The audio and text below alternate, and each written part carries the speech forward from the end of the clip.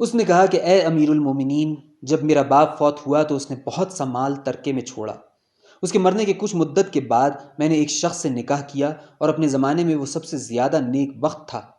1 سال زندہ رہ کر وہ بھی انتقال کر گیا اور مجھے 80,000 دینار سونے کے میراث میں ملے، اور شرع کے موافق یہی میرا حصہ تھا۔ اب میں بہت زیادہ امیر ہو گئی اور میری خبر دور دور پہنچی، اور میں نے 10 جوڑے کپڑے بنوائے تھے جن میں سے ہر جوڑے کی قیمت 1,000 دینار تھی۔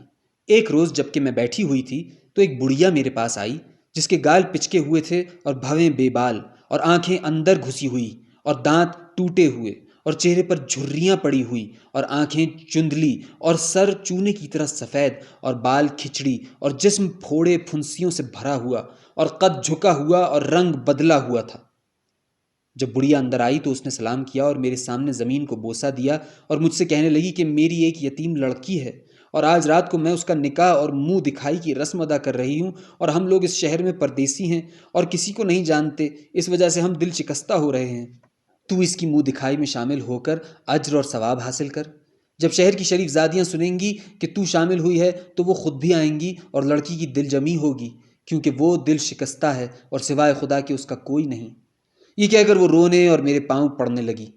مجھے اس پر رحم اور ترس آیا اور میں نے کہا کہ بصر و چشم۔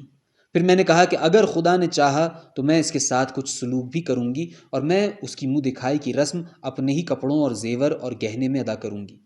بڑھیا خوش ہو گئی اور جھک کر میرے قدم چومے اور کہنے لگی کہ خدا تجھے نیک بدلہ دے گا اور تیری دل جمی کرے گا، جس طرح تو نے میری دل جمی کی ہے۔ لیکن اے میری مالکہ، ابھی سے تکلیف نہ کر، بلکہ عشاء کے وقت تیار رہ اور میں تجھے آ کر لے جاؤں گی۔ یہ کہہ کر اس نے میرے ہاتھ چومے اور چلی گئی۔ اب میں اٹھی اور نہا دھو کر کپڑے بدلے اور سنگار کیا۔ بڑھیا آئی اور کہنے لگی کہ اے مالکہ، شہر کی شریف زادیاں آ گئی ہیں اور میں نے ان سے تیرے آنے کا ذکر کر دیا ہے۔ وہ خوش ہیں اور تیرا انتظار کر رہی ہیں اور تشریف آوری کی راہ دیکھ رہی ہیں۔ میں اپنی ابا پہن کر اٹھ کھڑی ہوئی اور اپنی کنیزوں کو ساتھ لے کر چل کھڑی ہوئی۔ چلتے چلتے میں ایک گلی میں پہنچی جہاں جھاڑو دی گئی تھی اور پانی چھڑکا ہوا تھا۔ وہاں ٹھنڈی ٹھنڈی ہوا چل رہی تھی اور نہایت صفائی تھی۔ اب ہم ایک دروازے کی طرف بڑھے جس کے اوپر ایک مضبوط مرمر کا گنبد تھا، اور جس کے آگے محل کا دروازہ تھا جو زمین سے لے کر بادلوں تک بلند تھا۔ جب ہم دروازے پر پہنچے تو بڑھیا نے دستک دی اور دروازہ کھلا اور ہم اندر گئے۔ ہم نے دیکھا کہ قالین بچھا ہوا ہے اور جلتی ہوئی قندیلیں لٹکی ہوئی ہیں، اور چمادانوں میں جواہرات اور قیمتی معدنیات پہ روئے ہوئے ہیں۔ ڈیوڑی سے چل کر ہم ایک بے مثل دالان میں داخل ہوئے جس میں ریشم کا فرش بچھا ہوا تھا اور جلتی ہوئی قندیلیں لٹکی ہوئی تھیں، اور جھاڑ اور فانوس کی 2 صفیں تھیں، اور دالان کے صدر میں صنوبر کا ایک تخت تھا جس میں موتی اور جواہرات جڑے ہوئے تھے، اور جس کے اوپر اطلس کا ایک شامیانہ تھا۔ ہم ان چیزوں میں محو تھے کہ شامیانے کے نیچے سے ایک لڑکی نکلی۔ جب میں نے اسے دیکھا تو اے امیر المومنین، وہ 14ویں رات کے چاند سے زیادہ خوبصورت تھی، اور اس کا چہرہ چمکتی ہوئی صبح سے زیادہ روشن تھا۔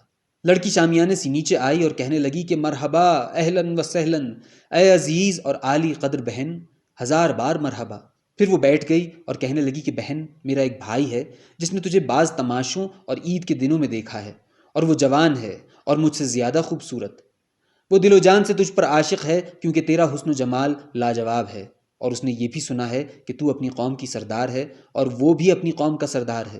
اس کا ارادہ ہے کہ وہ تجھ سے رشتہ قائم کرے، اور مجھے تجھ سے ملانے کا یہ سب ہیلا تھا۔ وہ تجھ سے اللہ اور اس کے رسول کی سنت کے موافق نکاح کرنا چاہتا ہے، اور حلال کام میں کوئی عیب نہیں۔ جب میں نے اس کی باتیں سنی اور دیکھا کہ میرا دل مکان پر آ چکا ہے تو میں نے لڑکی سے کہا کہ بصر و چشم۔ وہ خوش ہو گئی اور اس نے تالی بجائی اور ایک دروازہ کھولا۔ اس میں سے ایک جوان نکلا جو جوانی میں چور تھا اور عمدہ لباس پہنے ہوئے تھا، اور قد اور جسم کے اعتدال اور حسن اور جمال اور خوبصورتی میں یکتا تھا۔ اس کا انداز دلکش اور بھویں کمان کی طرح تھیں، اور اس کی آنکھیں دلوں پر حلال جادو چلاتی تھیں۔ جب میں نے اسے دیکھا تو میرا دل بھی اس پر آ گیا اور اس کی محبت میرے دل میں سما گئی۔ وہ میرے پاس آ کر بیٹھ گیا اور ایک پہر تک میں اس کے ساتھ باتیں کرتی رہی۔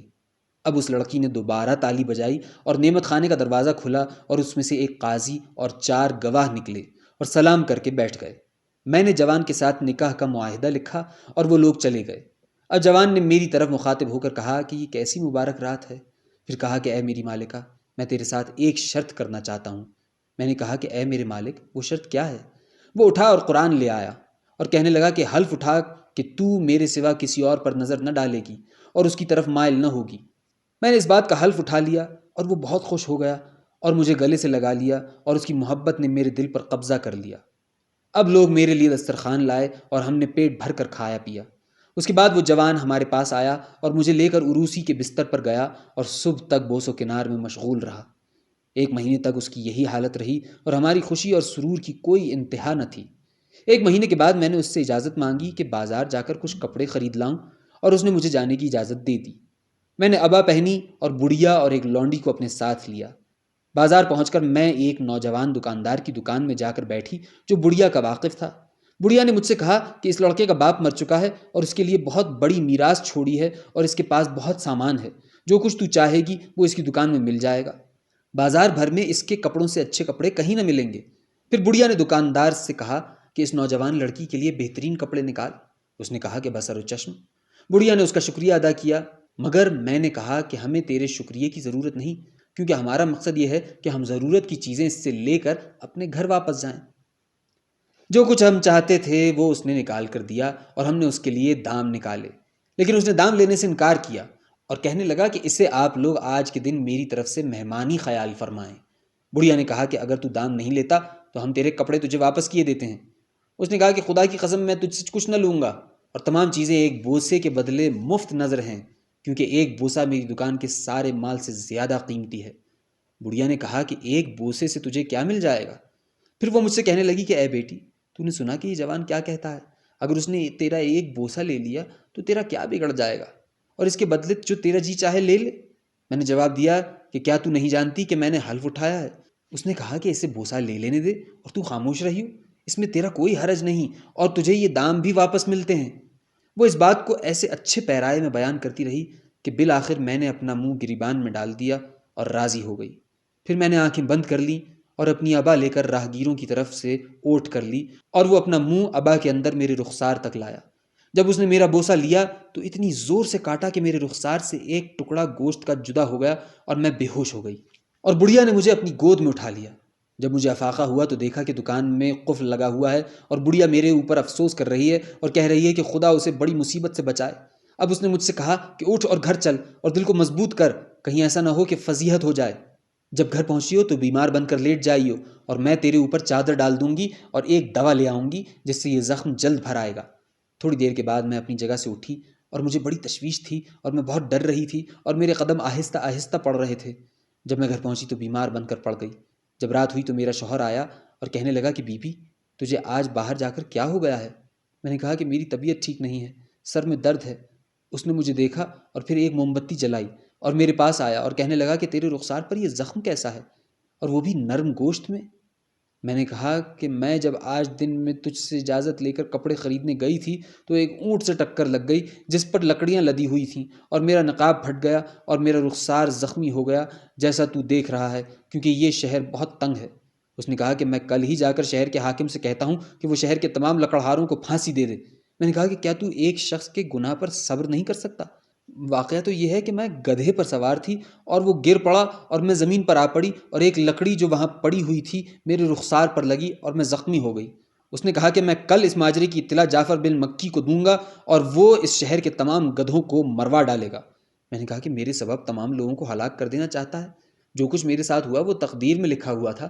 اس نے کہا کہ میں ضرور ایسا کروں گا، اور مجھ سے اصرار کرتا رہا اور اٹھ کھڑا ہوا۔ میں بھاگی اور اس سے سخت کلامی کرنے لگی۔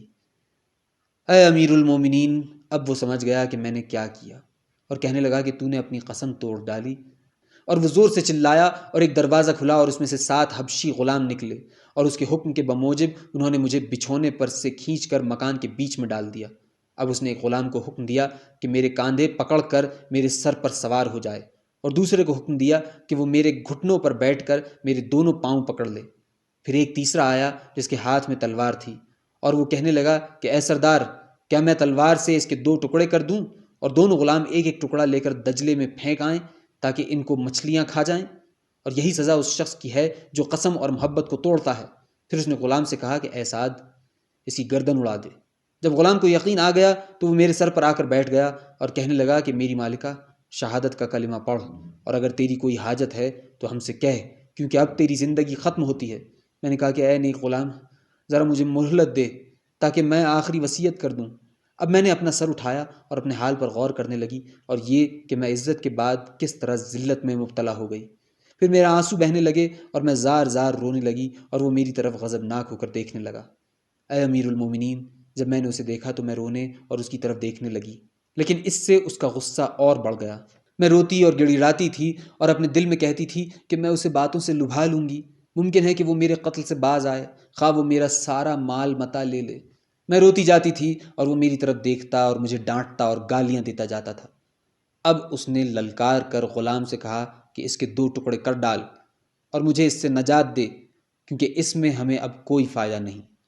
اے امیر المومنین، جب ہم اس حالت میں تھے اور مجھے اپنی موت کا یقین آ چکا تھا اور میں اپنی زندگی سے نا امید ہو چکی تھی اور میں اپنا معاملہ خدا کے سپرد کر چکی تھی، تو کیا دیکھتی ہوں کہ وہی بڑھیا آئی اور جوان کے قدموں پر گر پڑی اور ان کو چومنے اور رونے لگی اور کہا کہ بیٹا، میری تربیت اور خدمت کے حق کے بدلے اس لڑکی کو معاف کر دے، کیونکہ اس نے کوئی گناہ نہیں کیا ہے جس کی وجہ سے اس سزا کی مستحق ہو، اور تو ابھی کم سن ہے۔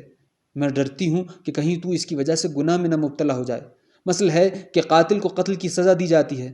اس گندگی سے کیا فائدہ؟ اس کو اپنے پاس اور اپنے دل سے دور کر دے۔ یہ کہہ کر وہ رونے لگی اور خوشامد پر خوشامد کرتی رہی، یہاں تک کہ وہ مان گیا اور کہنے لگا کہ میں نے اسے معاف کیا، لیکن یہ ضرور ہے کہ میں اس پر کوئی نشانی لگا دوں جو عمر بھر اس کے ساتھ رہے۔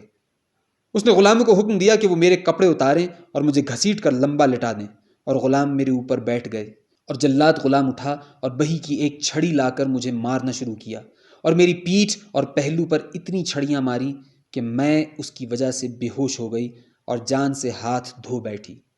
اب اس نے غلاموں کو حکم دیا کہ جب رات ہو جائے تو مجھے وہاں سے اٹھا لے جائیں اور بڑھیا کو ساتھ لے لیں تاکہ وہ گھر کا پتہ بتائے اور مجھے اس گھر میں ڈال آئیں جہاں میں پہلے تھی۔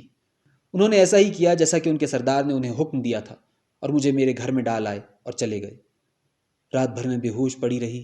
جب سویرا ہوا تو مرہم اور دواؤں سے میں نے اپنی حالت ذرا درست کی اور اپنے جسم کا علاج کیا، لیکن جیسا کہ تو جانتا ہے کوڑے کے نشان میری پسلیوں پر باقی رہ گئے۔ 4 مہینے تک میں کمزور اور بستر پر پڑی رہی اور میرا علاج ہوتا رہا، یہاں تک کہ مجھے فائدہ ہوا اور میں اچھی ہو گئی۔ اب میں پھر اس مکان کی طرف گئی جہاں میرے ساتھ یہ ساری واردات ہوئی تھی، اور دیکھا کہ وہ کھنڈر ہو گیا ہے اور گلی کی گلی مسمار پڑی ہے اور وہ مکان مٹی کا ڈھیر ہو کر رہ گیا ہے، لیکن مجھے یہ نہ معلوم ہو سکا کہ اس کی وجہ کیا ہے۔ اب میں اپنی اس سوتیلی بہن کے پاس گئی اور دیکھا کہ اس کے ساتھ یہ 2 کالی کتیاں ہیں۔ میں نے اسے سلام کیا اور اپنی حالت اور ساری داستان سنائی۔ اس نے کہا کہ بہن، زمانے کی گردش سے کون بچا ہے، لیکن خدا کا شکر ہے کہ تو صحیح سلامت ہے۔ اس کے بعد اس نے اپنی داستان سنائی اور اپنا ماجرا بیان کیا جو اس کی بہنوں کے ساتھ پیش آیا تھا اور جو نتیجہ ظاہر ہوا۔ اب ہم دونوں ساتھ ساتھ رہنے لگے اور پھر کبھی شادی کا ذکر اپنی زبان پر نہ لائے۔ پھر یہ سودا خریدنے والی لڑکی بھی ہمارے ساتھ ہو گئی۔ وہ ہر روز جا کر تمام چیزیں خرید لاتی ہے جن کی ہمیں دن یا رات کے لیے ضرورت ہوتی ہے۔ کل تک ہم اسی دستور پر قائم تھے کہ ہماری بہن بازار سے ہمارے لیے کچھ خریدنے گئی جیسا کہ وہ ہر روز کیا کرتی تھی، اور حمال اور ان 3 قلندروں کا وہ واقعہ پیش آیا جو معلوم ہے۔ ہم نے ان سے گفتگو کی اور انہیں اپنے گھر میں لائے اور ان کی خاطر تواضع کی، اور ابھی تھوڑی ہی رات اور گزری ہوگی کہ موصل کے 3 معزز سوداگر ہمارے پاس آئے اور انہوں نے اپنی داستان بیان کی اور ہم ان سے بات چیت کرنے لگے۔ ہم نے ان کے ساتھ ایک شرط کی تھی جو انہوں نے توڑ ڈالی، اور ہم نے انہیں عہد شکنی کی سزا دی اور ان سے کہا کہ اپنی اپنی داستان بیان کرو۔ جب انہوں نے اپنی اپنی حکایتیں اور ماجرے بیان کیے تو ہم نے ان کو معاف کر دیا، اور آج تک جب کہ ہم تیرے حضور میں حاضر نہ ہوئے تھے ہم سارے واقعات سے بے خبر تھے۔ خلیفہ کو اس پر تعجب ہوا اور اس نے سارا قصہ لکھوا کر اپنے کتب خانے میں داخل کرا دیا۔ اب شہرزاد کو صبح ہوتی نظر آئی اور اس نے وہ کہانی بند کر دی جس کی اسے اجازت ملی تھی۔